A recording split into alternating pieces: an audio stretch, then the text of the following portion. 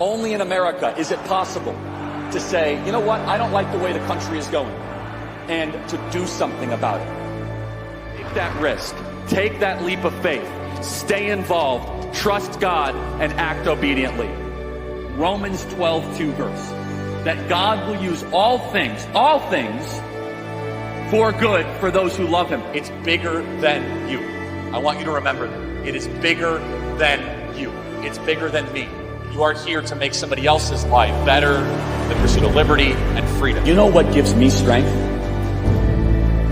The hundreds of thousands of you that say, Charlie, keep going. 1 Corinthians 5 and 15. So that's all pretty amazing evidence, not just intra-biblical evidence, but extra-biblical evidence that Jesus Christ was a real person. He lived a perfect life.